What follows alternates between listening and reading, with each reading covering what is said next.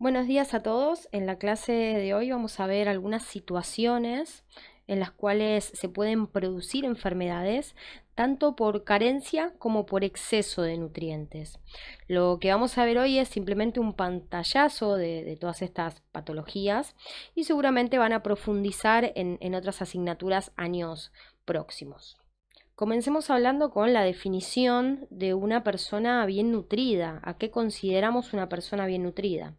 Podríamos decir, por ejemplo, que una persona con un índice de masa corporal entre 18,5 y 25 es una persona bien nutrida, pero nos estaríamos quedando cortos. Tenemos que ir más allá del número que arroja una balanza al momento de subir al paciente. Hay muchos parámetros que nos van a indicar si una persona está o no está bien nutrida. En primer lugar, vamos a tener en cuenta los parámetros físicos, es decir, lo que podemos observar del paciente, lo que en medicina se denomina semiología, que es nada más y nada menos que conocer los signos en el paciente y que nos permita llegar a un diagnóstico. Por ejemplo, algunos de los signos que podemos reconocer en un paciente bien nutrido son la piel suave, de buen color, cabello brillante, una energía particular y suficiente para poder realizar las diferentes actividades a lo largo del día, uñas sanas, no quebradizas, fuertes, ojos vivaces, lucidez mental, son todos parámetros que muchas veces no nos detenemos a observar, pero que nos van a hablar y nos van a dar indicadores nutricionales de cómo se encuentra esta persona. Por otro lado, tenemos otras herramientas que se complementan con las anteriores y son los análisis bioquímicos, estudios de laboratorio. Seguramente ustedes saben, nosotros no podemos indicar estudios de laboratorio, pero sí sabemos interpretarlos. Entonces, lo que deberíamos hacer en un futuro, en la consulta, en la clínica, es simplemente mandar una nota al médico clínico y pedirle los parámetros bioquímicos que nosotros queremos analizar, que queremos observar. Dentro de los análisis bioquímicos que nos hablan del estado nutricional, tenemos por un lado al dosaje de albúmina. Este es un indicador de déficit proteico y es un indicador precoz de desnutrición. También tenemos a la urea, indicador de catabolismo proteico, ya hemos hablado. Se acuerdan que decíamos que depende de la dieta este aumento de urea y va a depender también del catabolismo proteico que se pueda generar de nuestras propias proteínas musculares. También tenemos como parámetro bioquímico a la creatinina de 24 horas, en este caso va a medir la función renal. Los linfocitos, que son una fracción de glóbulos blancos, que si se encuentran fuera de los rangos normales, si se encuentran elevados, nos van a hablar de infecciones, de anemias, de algunos tipos de cáncer en particular, como por ejemplo las leucemias. Después también tenemos a las proteínas unidas a retinol, que también nos hablan de déficit proteico. El colesterol, que largamente hemos visto, HDL, LDL, colesterol total, triglicéridos, también son marcadores de laboratorio que nos van a hablar del estado nutricional. Y por supuesto también el dosaje de vitaminas y de minerales. Hoy en día podemos encontrarnos con dos situaciones completamente contrarias y extremas y son ambas por malnutrición. Uno de los casos es por exceso, como ocurre en la obesidad, y el otro es por carencia, como ocurre en la desnutrición. Tanto por carencia como por exceso, en ambos casos vamos a hablar de malnutridos. Comencemos primero a describir una situación de desnutrición. Las causas por las cuales una persona puede padecer de desnutrición son muy variadas, como podemos ver acá. En primer lugar, puede ser por una disminución en la ingesta, por comer menos, ya sea por falta de acceso, por pobreza, por falta de piezas dentales, en muchos casos también ocurre, por depresión, por anorexia nerviosa, que al final de la clase vamos a describir algunas características de esta enfermedad, por dificultad para tragar. Por otro lado, tenemos por un aumento en el requerimiento, lo que venía comiendo ya no me alcanza, ya sea por aumento en la actividad física excesiva, por quemaduras que requieren de una reposición de proteínas, medicamentos como los corticoides que aumentan el requerimiento de algunos nutrientes, en embarazo, en lactancia, que también hay un aumento de requerimientos, y en enfermedades como el cáncer, en las neoplasias, también está aumentado el requerimiento de nutrientes. También la causa de desnutrición puede ser por pérdida de nutrientes. Lo que estoy comiendo es adecuado, pero lo pierdo. En este caso tenemos enfermedades malabsortivas como la celiaquía, enfermedades inflamatorias intestinales como la enfermedad de Crohn, la colitis ulcerosa, también lo van a ver más adelante, son enfermedades que interfieren con la correcta absorción de los alimentos. Gastroenteritis también, patologías renales como el síndrome nefrótico, donde hay una pérdida de proteínas a nivel renal. Como en toda enfermedad, hay que descubrir la causa para que después pueda ser tratada correctamente. Me pregunto por qué esta persona está perdiendo peso y una vez que descubro la causa, puedo atacar a la enfermedad. Dentro de la desnutrición, sobre todo cuando hablamos de desnutrición infantil, tenemos dos tipos muy marcados de desnutrición. No sé si lo han hablado en alguna otra asignatura o si les suenan los nombres. Estamos hablando de marasmo por un lado y de kwashiorkor por otro. La primera de estas dos se denomina kwashiorkor. Este nombre es originario de África y significa algo así como el niño desplazado. También se la llama la enfermedad del segundo niño y se la denomina así porque la mamá, cuando tiene al primer hijo, comienza a alimentarlo con el pecho.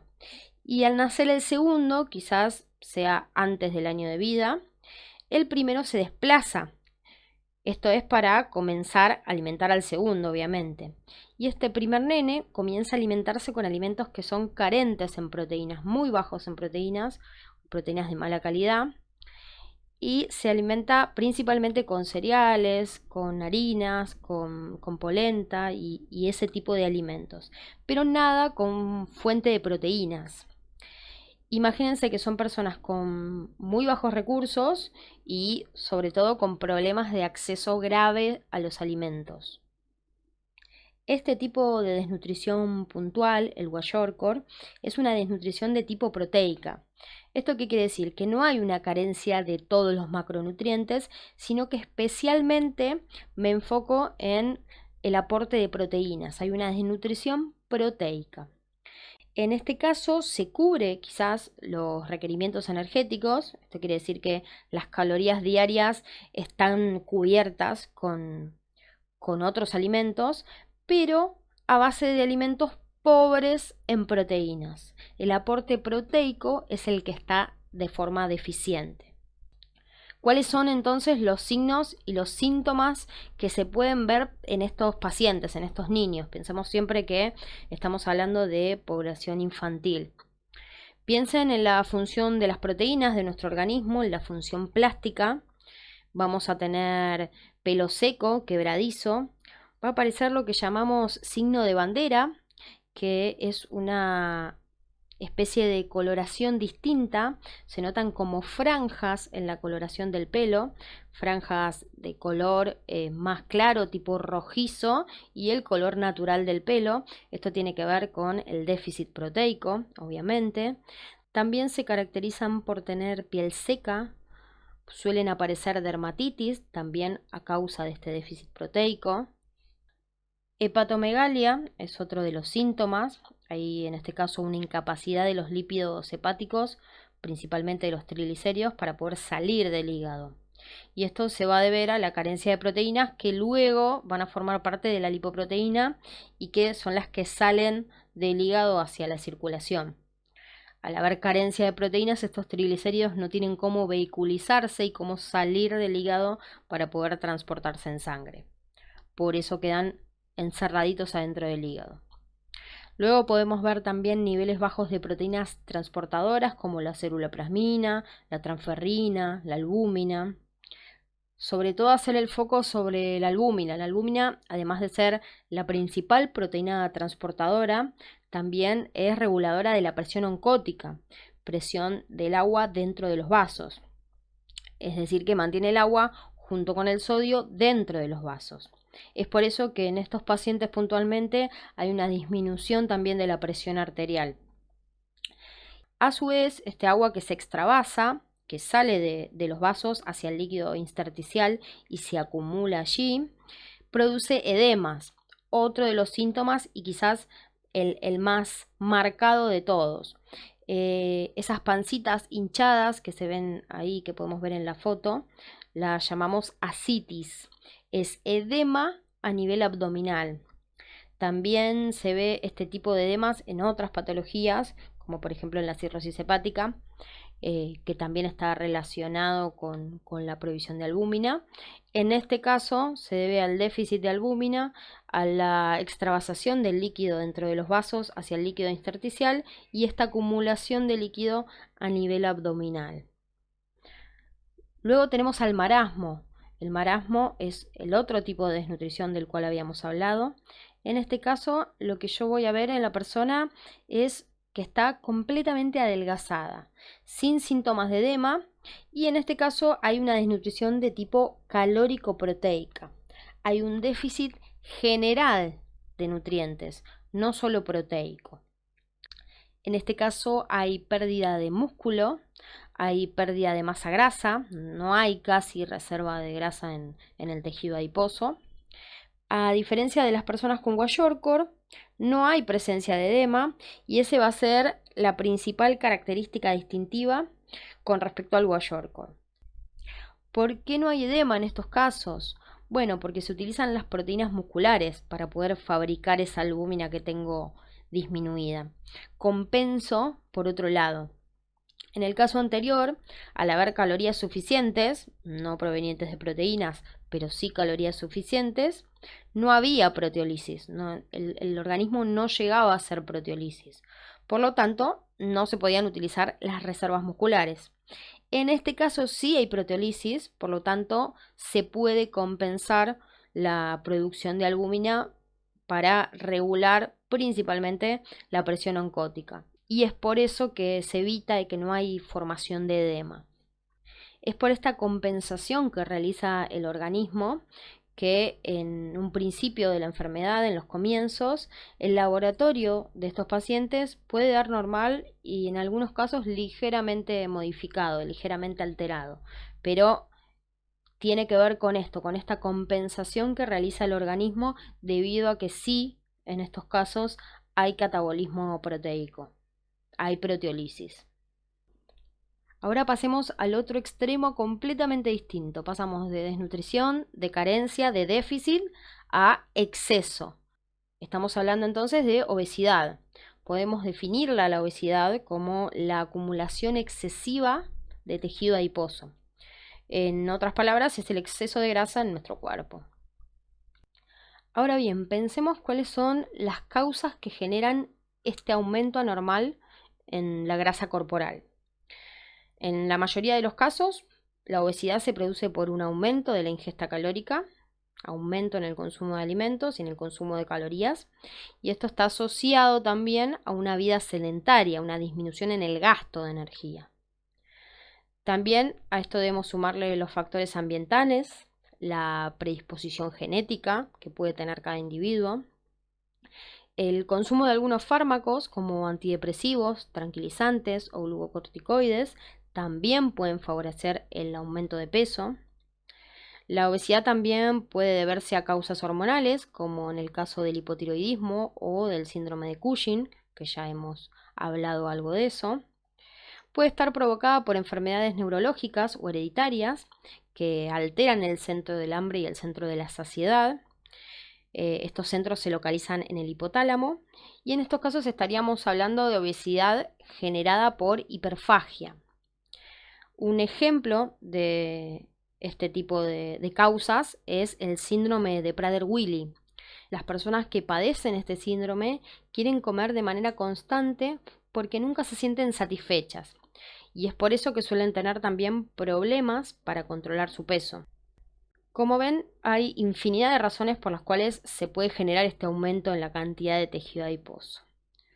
Ahora, ¿cuáles son las consecuencias de esta acumulación de grasa corporal? Bueno, acá en la diapositiva podemos ver las diferentes complicaciones que se pueden desarrollar debido a la obesidad. Analicemos de a una cada una de ellas puntualmente. En primer lugar tenemos la insuficiencia cardíaca. Esto se debe a un aumento en la exigencia de ese corazón. Piensen que el corazón está diseñado para bombear sangre a una determinada cantidad de tejido. En la obesidad, este requerimiento va a estar aumentado, obviamente.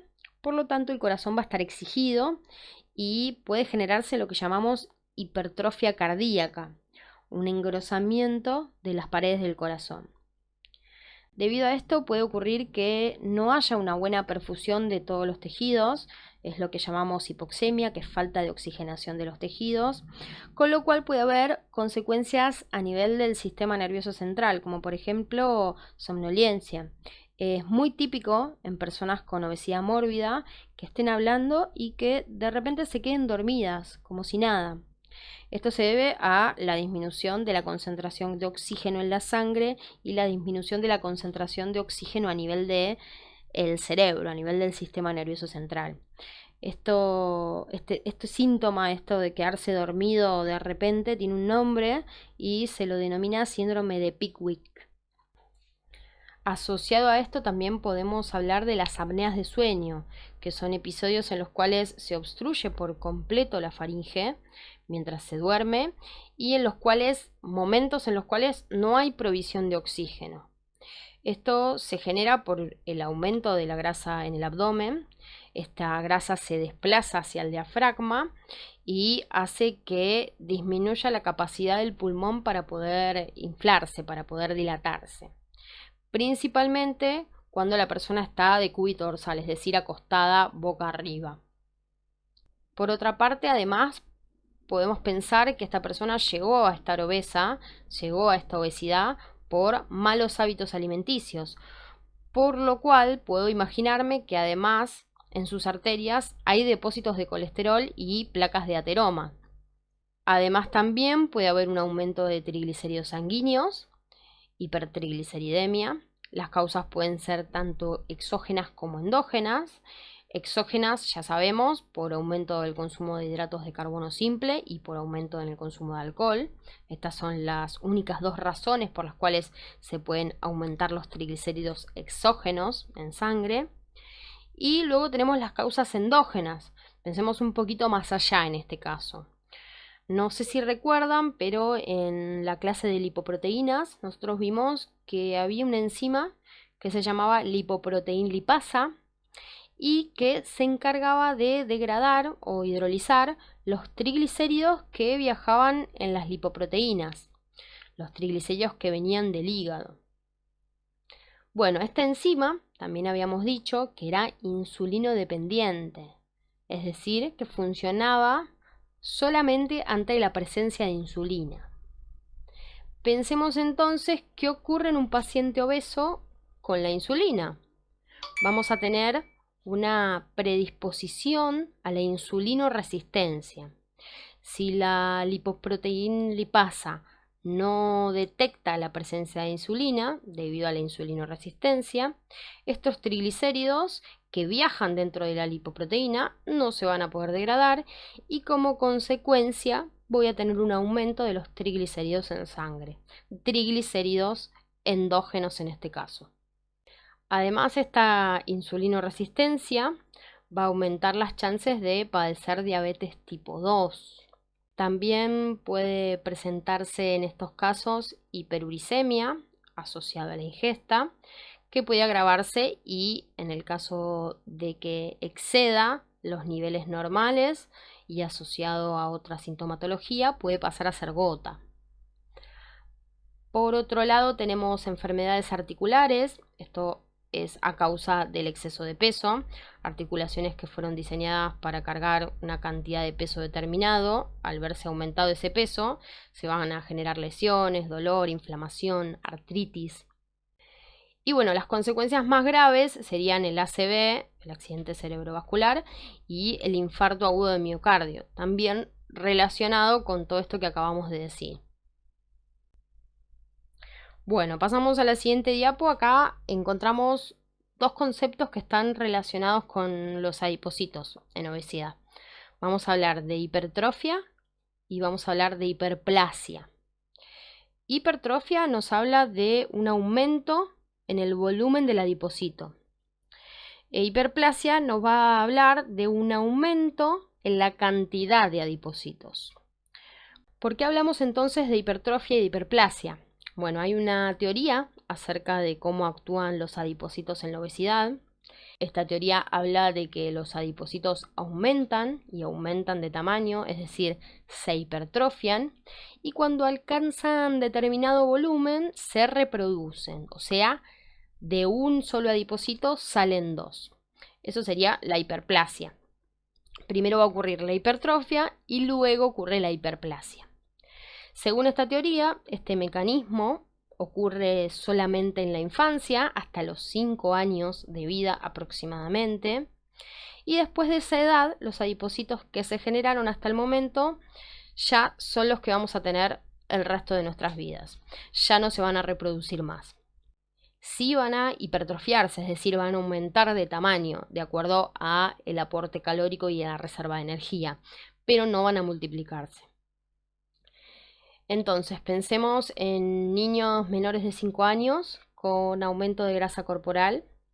En este caso van a tener un aumento en la cantidad de adipocitos y una mayor predisposición a padecer obesidad en la edad adulta.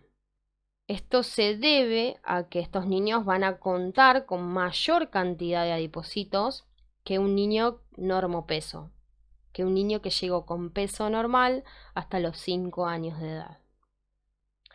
Después tenemos los distintos tipos de obesidad, de acuerdo a dónde se encuentra localizada la grasa. Por un lado tenemos la obesidad androide, o cuerpo en forma de manzana. Esta es la más peligrosa de las dos, debido a que es en la zona abdominal donde se concentra la grasa principalmente, es decir, mayor cantidad de grasa ubicada en la zona central, la grasa visceral, va a estar asociada a mayor probabilidad de padecer enfermedades como por ejemplo la diabetes, las dislipemias, las hiperuricemias, hipertrigliceridemias, hipertensión y otras enfermedades más. La grasa visceral es la grasa más perjudicial para la salud y es la que mayores complicaciones nos va a traer a largo plazo.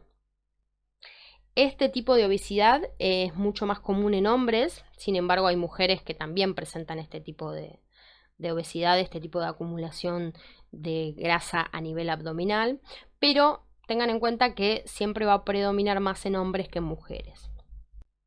Por el contrario, la obesidad ginoide o el cuerpo en forma de pera no trae aparejado tantos riesgos para la salud, aunque no deja de ser riesgoso el exceso de grasa corporal, obvio. En este caso, la grasa se acumula en la cadera, en la cola y en las piernas. Este tipo de obesidad predomina más en mujeres, a diferencia de la anterior, y es allí donde solemos quejarnos porque cuesta más bajarla. En otras palabras, cuesta más quemar esta grasa.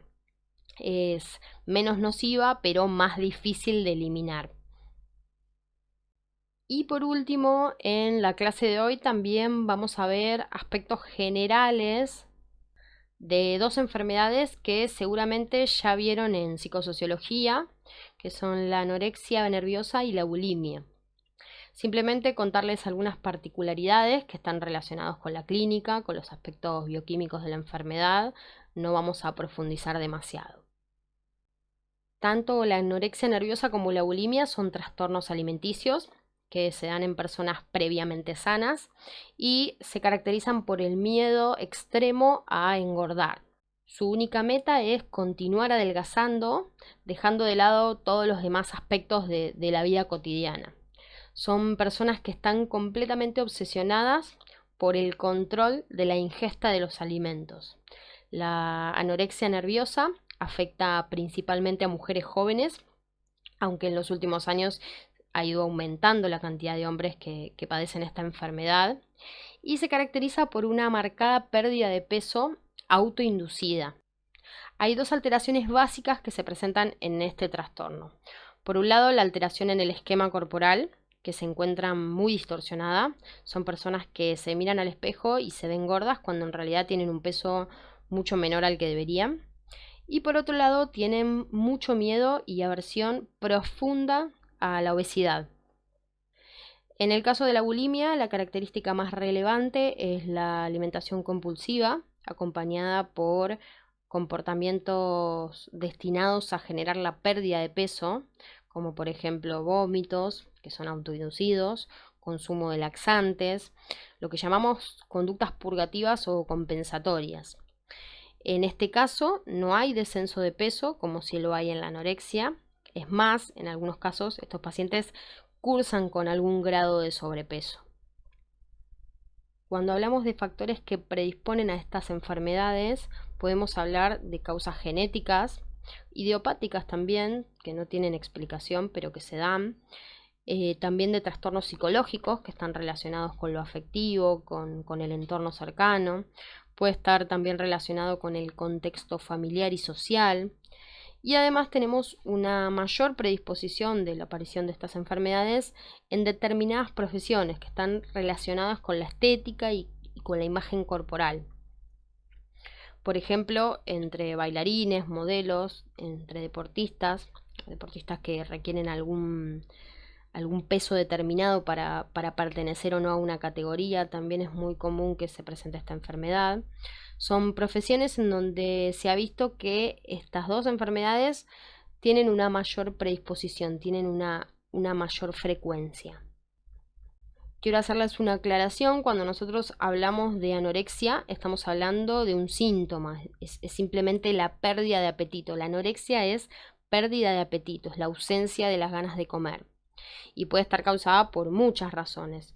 Pero cuando nosotros hablamos de anorexia nerviosa, estamos hablando de este trastorno puntual.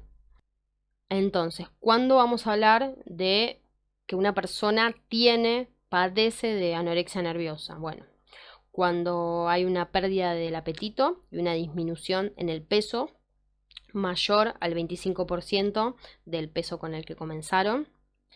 Luego hay un marcado rechazo hacia los alimentos. Además, se da que no hay ninguna otra patología asociada relacionada con esta pérdida de peso. No se está cursando ni con un cáncer que genere estos síntomas o con alguna enfermedad gástrica o intestinal. La pérdida de peso es pura y exclusivamente por falta de ingesta de los alimentos en este caso. Y además deben presentarse al menos 2 de los siguientes síntomas: amenorrea, que es la pérdida del periodo menstrual; bradicardia, que es la disminución de la frecuencia cardíaca; fases de hiperactividad; bulimia, que muchas veces estas dos enfermedades se presentan en forma combinada; y vómitos, que en muchos casos pueden ser inducidos, pueden ser provocados. Y en el caso de la bulimia va a estar caracterizada principalmente por episodios de voracidad, lo que conocemos como atracones. A diferencia de la anorexia nerviosa, en estos casos hay una falta de control sobre el consumo de los alimentos. Es muy característico en esta enfermedad que luego de los episodios de atracones aparezcan las conductas compensatorias, ya sea a través del ejercicio físico excesivo, de dietas muy restrictivas o a través del consumo de laxantes, diuréticos, inducción del vómito, lo que llamamos purgas. Para diagnosticarlo como bulimia nerviosa deben presentarse al menos 2 episodios de voracidad, 2 episodios de atracones por semana, por al menos 3 meses. Y además, otra característica de la bulimia es que hay una marcada preocupación por el peso, por la forma y por la imagen corporal. Por último, en este cuadro comparativo podemos ver las diferencias y las similitudes que existen entre la bulimia y entre la anorexia nerviosa. En primer lugar, ambas son más frecuentes en mujeres, aunque como les dije, en los últimos años ha ido aumentando los casos en hombres. En cuanto a la forma en la cual controlan el peso y la relación con los alimentos, en la bulimia el control se ejerce a través de las conductas purgativas, luego de los atracones, mientras que en la anorexia nerviosa hay un control sobre el alimento, sobre el consumo de alimento. Hay una limitación en la ingesta. Todo lo que tiene que ver con enfermedades cutáneas y alteraciones cardíacas son muchísimo más frecuentes en la anorexia que en la bulimia, y esto es debido a las carencias nutricionales que se generan por la ausencia en el consumo de alimentos, por la restricción, por la limitación en la ingesta. También en la anorexia nerviosa son muy frecuentes los cuadros de hipopotasemia, disminución del potasio, que puede generar como mayor complicación el paro cardíaco. De hecho, la mayor causa de muerte en enfermos de anorexia se debe a los paros cardíacos. En la bulimia, la mayor complicación que puede de hecho llevarlos a la muerte es la ruptura del tejido esofágico, úlceras gástricas y úlceras esofágicas. Esto se da a causa de la erosión que provoca el ácido clorhídrico, a causa de los reiterados episodios de vómitos que son autoprovocados. Bueno, hasta acá llegamos entonces con la clase de hoy. Nos vemos el próximo viernes a las 13:30 como todos los viernes.